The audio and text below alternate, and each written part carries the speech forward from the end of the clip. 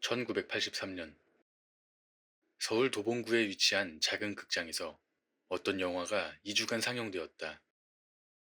상영관의 이름도 정확한 개봉 날짜도 오늘날엔 기록이 거의 남아있지 않다. 그저 이 영화를 본 사람들은 절대 잊지 못한다고 한다. 장롱 속에서는 1983년 말 당시 한국 영상주식회사라는 소규모 배급사를 통해 서울과 경기 일부 지역에서 단 2주간 상영되었다. 감독은 장병수. 촬영은 일본에서 잠시 유학했던 조명기사 출신인 이도영이 맡았다. 영화는 74분 분량이며 제작사는 이 작품 이후로 어떤 활동도 하지 않았다. 줄거리는 단순하다. 서울 도봉구에 오래된 단독주택으로 이사온 한 가족. 이사 첫날부터 딸 미연은 장롱 앞에서 이상행동을 보이기 시작하고 장롱에서는 밤마다 정체불명의 소리가 들려온다. 가족은 장롱을 치우려 하지만 아버지가 장롱을 옮기다 손을 크게 다치게 된다. 어머니는 미연이 이상하다는 것을 느끼지만 결정적인 증거는 없다. 미연은 장롱 안에서 이상한 것이 있다는 꿈을 꾸게 되고 장롱 뒤편에서 오래된 오디오 테이프를 발견한다. 테이프에서는 알 수 없는 흐느낌만이 들려온다. 어느 날 저녁, 가족들은 조용히 저녁 식사를 한다. 그러나 식탁 위엔 숟가락이 4개가 놓여 있고 어머니는 미연을 못 본 척한다. 화면이 전환되며 장롱이 열리고 그 안에는 미연과 똑같이 생긴 존재가 미소를 짓고 있다. 마지막 장면에선 어머니 혼자 장롱 앞에 앉아 있고 장롱은 텅 비어 있다. 이 영화는 당시 기준으로도 굉장히 이질적인 편집을 보여주었다. 배우들의 대사가 거의 없다는 것 또한 이상한 점이다. 장면 전환이 거의 없이 정지된 카메라 앵글이 길게 이어진다. 모든 인물은 장롱을 기준으로 배치되어 있다. 문제는 이 영화가 개봉된 지 불과 몇 달 만에 모든 배급 기록이 사라졌다는 것이다. 관객들의 관람 후기나 극장 포스터는 남아있지 않고 단 한 쟁의 비디오 테이프가 어느 수집가 커뮤니티에 올라왔던 것이 이 영화의 유일한 흔적이었다. 그 영상 클립엔 노란 색감의 화면, 멈춰있는 장롱 앞에 앉은 소녀, 그리고 화면 밖에서 들려오는 숨소리만이 녹화되어 있다. 이마저도 지금은 찾을 수 없게 되었다. 이 영화는 단지 공포 영화로 끝나지 않았다. 이 영화의 등장인물들과 동일한 이름을 가진 실존 인물들이 1983년 실종 사건과 연관되어 있다는 루머가 퍼져 있다. 물론 이 모든 것은 확인된 사실이 아니다. 하지만 지금도 영화를 기억하는 사람들이 존재한다는 것 자체가 이 영화가 단순한 창작이 아닐 수도 있다는 미묘한 의심을 남긴다.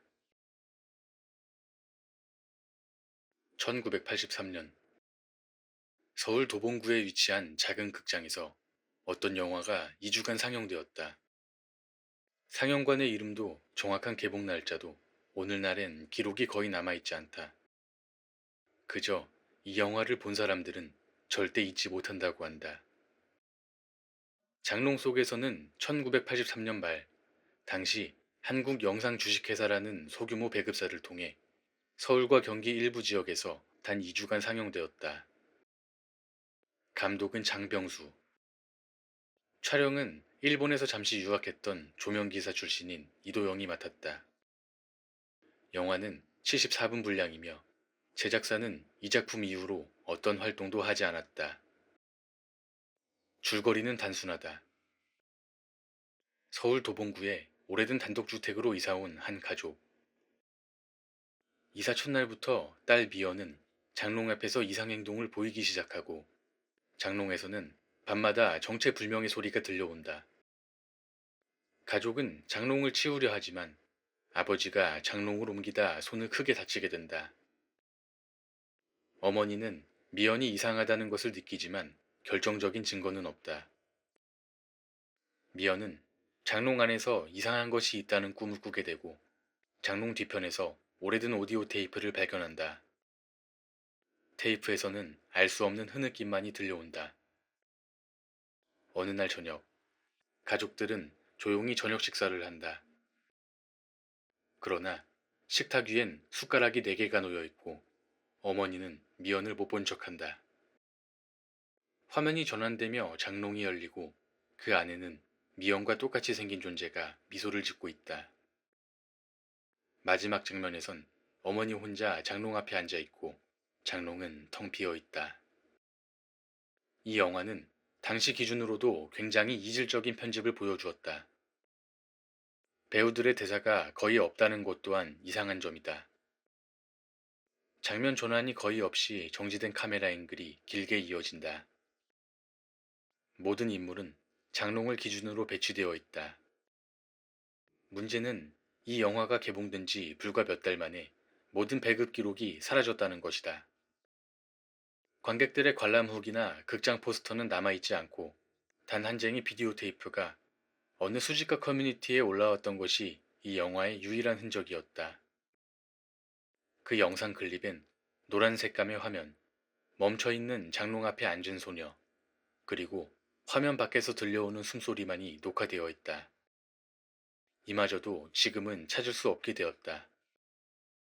이 영화는 단지 공포 영화로 끝나지 않았다.